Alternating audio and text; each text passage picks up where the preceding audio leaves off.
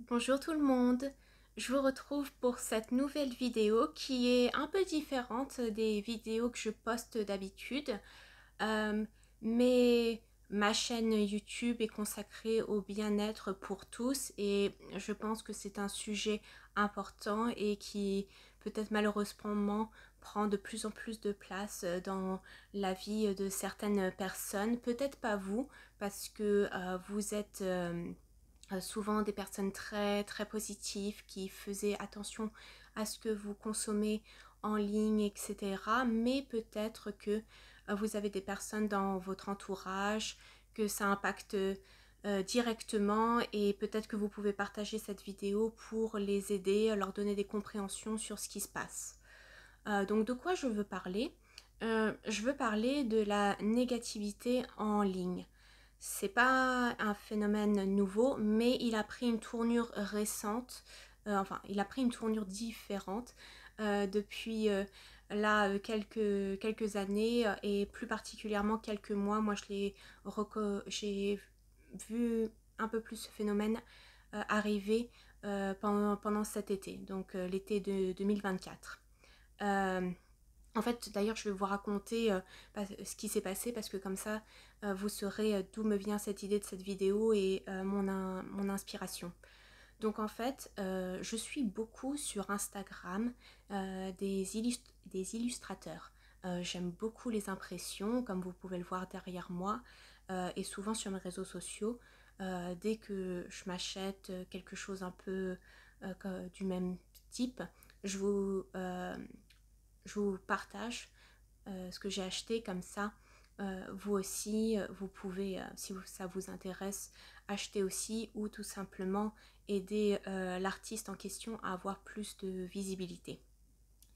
Et ce que j'ai constaté cet été, c'est que j'ai vu beaucoup de comptes d'artistes qui disaient qu'ils faisaient une pause des réseaux sociaux parce qu'ils ils se sentaient mal.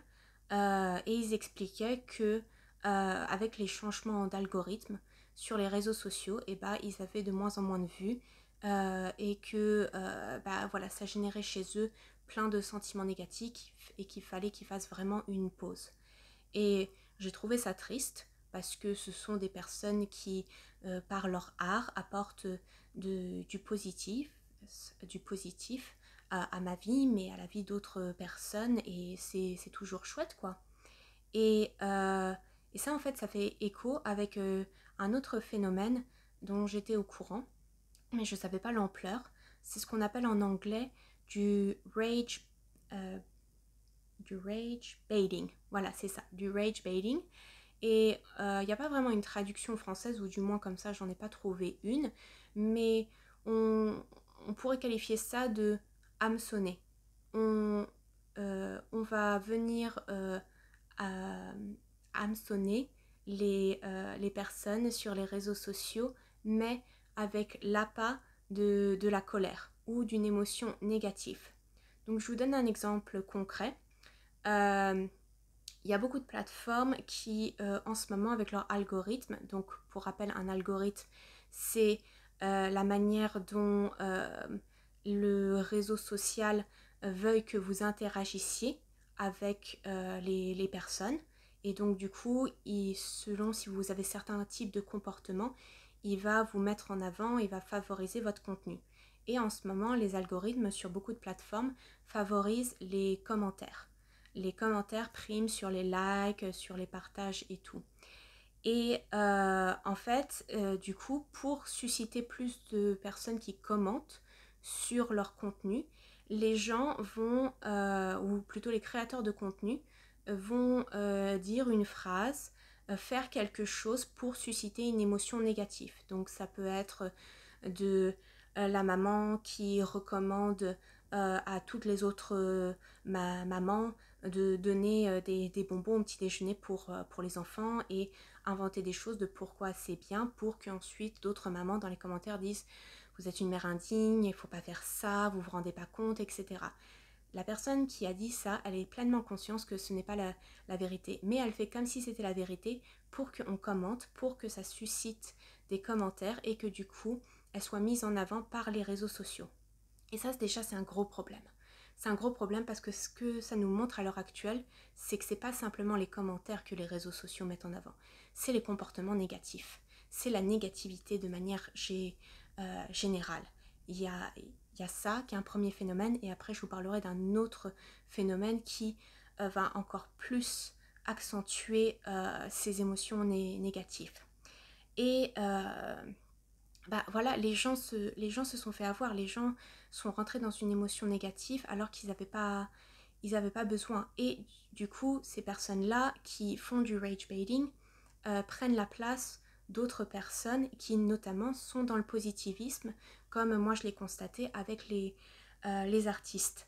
Et c'est bien triste parce que je crois que on est assez entouré quelquefois de négativité, on a d'autres problèmes au quotidien pour pas en avoir d'autres supplémentaires ou s'en inventer quoi.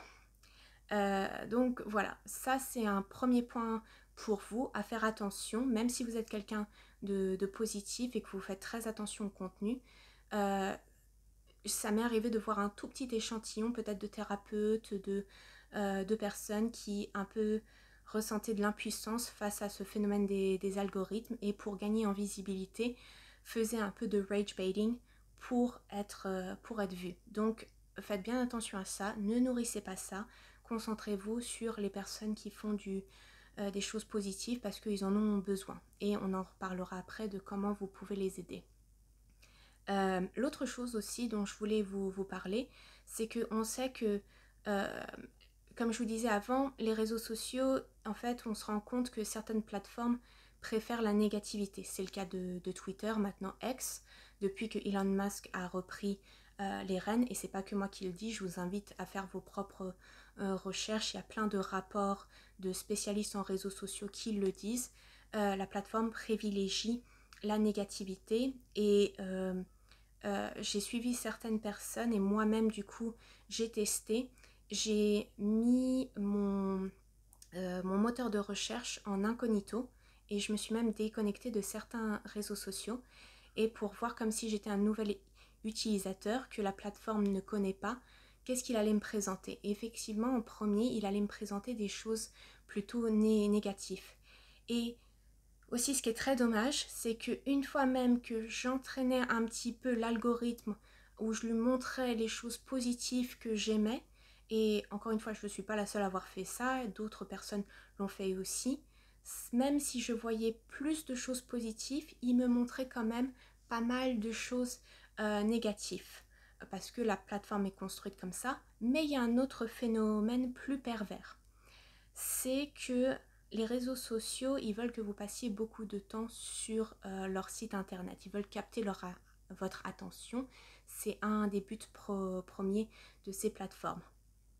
Et en fait, ce qu'ils font de temps en temps, et vous me direz si vous avez déjà eu ce phénomène, c'est que ils vont vous recommander des choses négatives, limite quelquefois un peu choquantes.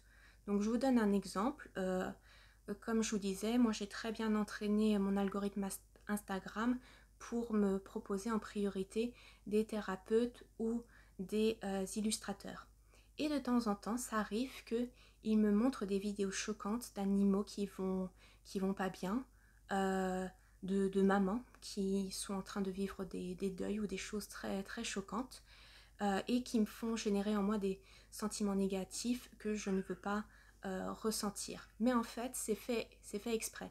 C'est fait exprès parce que du coup, en fait, émettre une émotion négative, ça vient déclencher chez moi tout un tas de mécanismes, dont notamment de la chimie, de la neurochimie. Et du coup, avoir un impact sur mon état d'être et sur mon corps.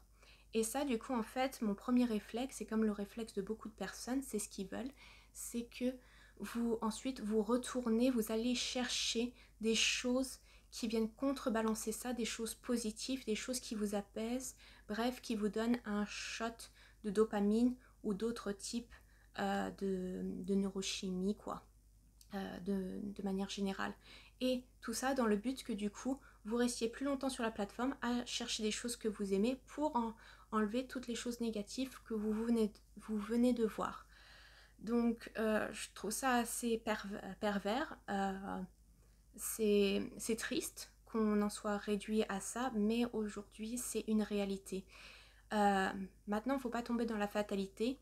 On peut très bien changer tout cela. Forcément, le premier réflexe, ça serait de passer moins de temps sur les réseaux sociaux, mais on sait que là encore, ils ont peut-être une petite tendance à, quand vous disparaissez un peu des réseaux sociaux pendant longtemps, à mettre en place comme ça plein de petites techniques pour vous avoir et que vous restiez à nouveau le plus longtemps possible. Donc, au lieu de tout simplement tout arrêter, je vous propose que peut-être collectivement, on fasse les choses différemment pour montrer peut-être à ces plateformes que on n'est pas d'accord et qu'il y a d'autres manières de faire. Donc forcément, si vous êtes déjà à suivre des posts, des comptes positifs, continuez à les suivre, montrez aux algorithmes que tout ce qui est positif, ça vous intéresse et faites très attention au rage baiting. Euh, et l'autre chose aussi, c'est comme les algorithmes aiment les commentaires, aiment plus particulièrement les partages, bah, je peux que vous encourager à peut-être, si vous ne le faisiez pas, être plus attentif à laisser un commentaire positif. Si vous êtes comme moi, vous êtes un peu timide à vouloir laisser des commentaires, faites peut-être comme moi. Moi, j'envoie des messages privés aux illustrateurs que j'aime bien pour voilà, leur dire de continuer, que c'est bien. Voilà, ça aide, ça remet, j'ai l'impression que ça remet un peu de l'humain dans tous ces réseaux sociaux, quoi. Et puis aussi partager le positif, partager si vous aimez bien quelque chose, voilà. Et comme ça, bah, on pourra aider ces illustrateurs, on pourra aider ces personnes qui souffrent de cette négativité sur les réseaux sociaux et qui par extension impactent leur vie, impactent leur travail. Voilà tout ce que je voulais vous dire. Je suis bien sûr intéressée par votre retour si vous avez des idées de comment faire bouger les choses. Euh, et puis votre retour, si vous avez été témoin de ce genre de choses sur les réseaux sociaux, n'hésitez pas. Je vous souhaite une excellente journée. À bientôt.